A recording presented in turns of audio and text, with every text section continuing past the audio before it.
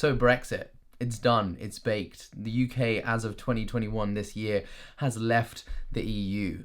And what a time to be doing it as well, right? When the UK has developed its own more virulent strain of COVID-19, meaning peak lockdown, peak virus, peak Brexit, all in one go.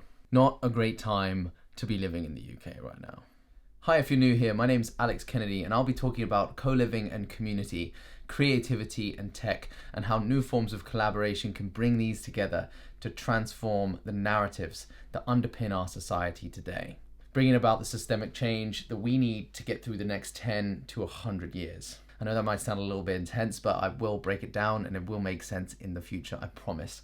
The reason I want to talk about Brexit in this video is because of the way it's influenced my plans over the years, the way it's affected me, and mainly because of the way it brings up this topic of sovereignty. Sovereignty is a term that I really want to explore in depth in this channel, mainly because of the way in which it connects to multiple different aspects of ourselves and how we relate to each other and the systems in which we are in.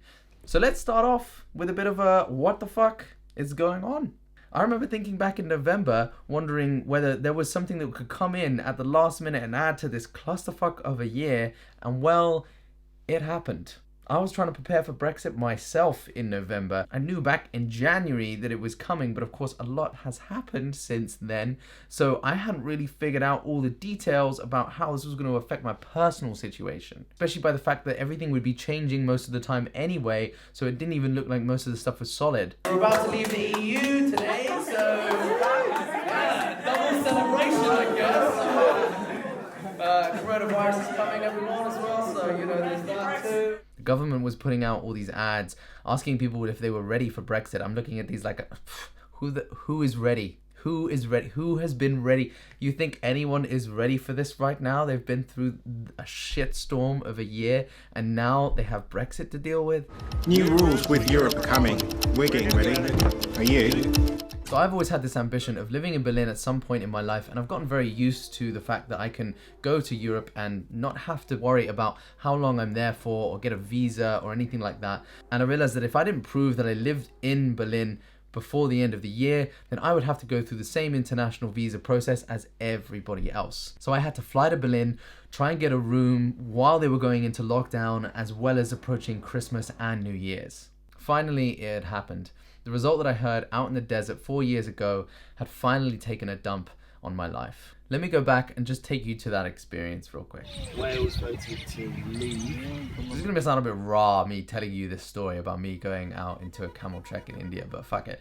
So I was out on this camel trek in India, that one time in India, and luckily found this other English guy who was feeding me the results as we were coming out of the desert. And as soon as we got back to the hostel, I was searching on Facebook, trying to figure out what everyone was saying about what was going on. And of course, we were like 4 hours ahead of everyone. So I was just there watching the whole of my Facebook feed wake up to this holy shit kind of news. And I also felt this impact through the conversations I was having with the Dutch and German travelers that were also in the hostel. And I could feel the disconnection that they felt, and it really brought a sense of realness to the whole situation that I think many of the people back home probably didn't get to experience. It made these national associations that we were a part of feel very unnatural and brought this wedge in there that really didn't seem necessary to be there.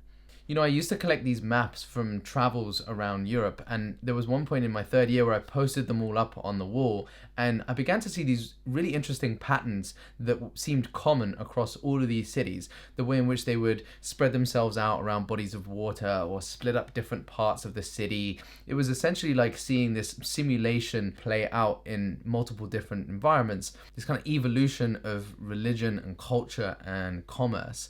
And it really gave me this sense of a shared humanity and a real kind of connection to Europe as a whole, I think.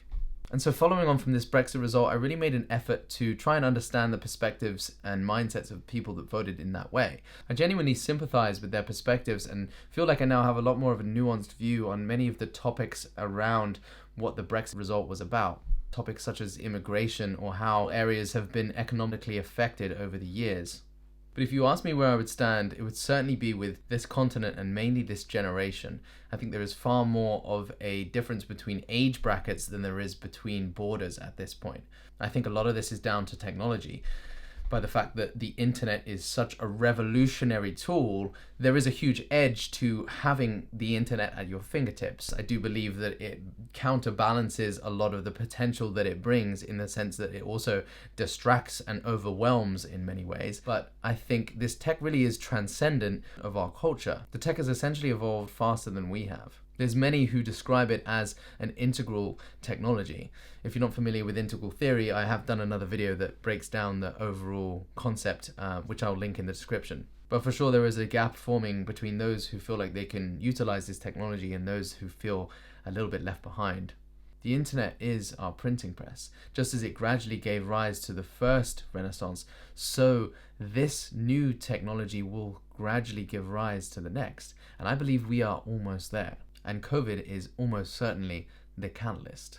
The pandemic will inevitably lead to massive social change and a search for alternatives. Some of these alternatives are already on the rise. There is a fundamental shift in our relationship with money, which is being reflected through the rise of Bitcoin right now. Now, this search for alternatives is something that I've certainly resonated with myself. There's been a lot of signals from Berlin of people looking to change the system and try out new forms of social interaction or organizations or economies. But it's also got an interesting name for itself as a hub for creatives. One possible reason for this might be because of the rent caps. Where so many European cities have seen astronomical rent prices, Berlin has been able to taper this to some extent. Now, where this is in relation to my own work is that I want to be providing the capacity and ultimate environment for creatives to be able to work on culture-changing work. So to be in a city that provides this in some form, I think will be an interesting influence in terms of how I am going to go and achieve this same thing. Now, I do believe that the UK is in a unique place for creating system change, but I'll go into this in another video, as well as my reasoning behind why creatives are an important factor of this.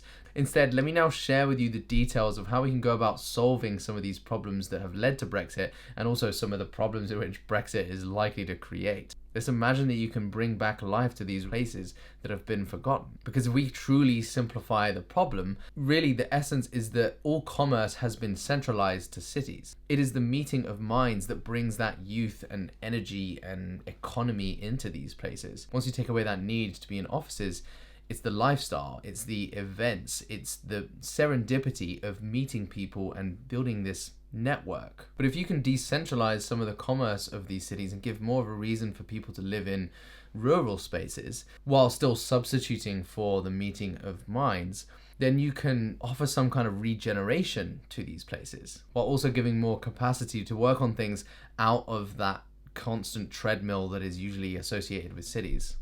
My hope is we can bring Europe back together on more of a grassroots level, co-living communities where we can travel more slowly across Europe and build bonds that can break past any bureaucracy. Because the more mobile we become, the more we entwine with each other and share culture, the more our laws and boundaries will seek to serve us as a common people, rather than these atomized individuals that are gaining all of their identity from the country they were born in.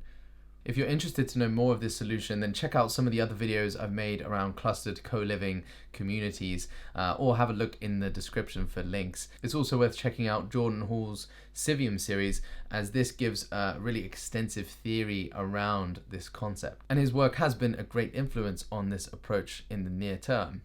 So I hope I've given you a bit of an insight into my own experience of Brexit and how this fits into my plans and intentions for the near future. If you're interested to be involved in any of the stuff that I'm working on, then please just go through some of the links in the description where I've got some more information, or you can get involved in the community. But thanks for watching all the way to the end of the video. If you've got any ideas or suggestions or questions, just chuck them in the comments. I'll try and get around to answering them. Don't forget to subscribe if you like some of the random shit that I talk about. And I will see you in the next video.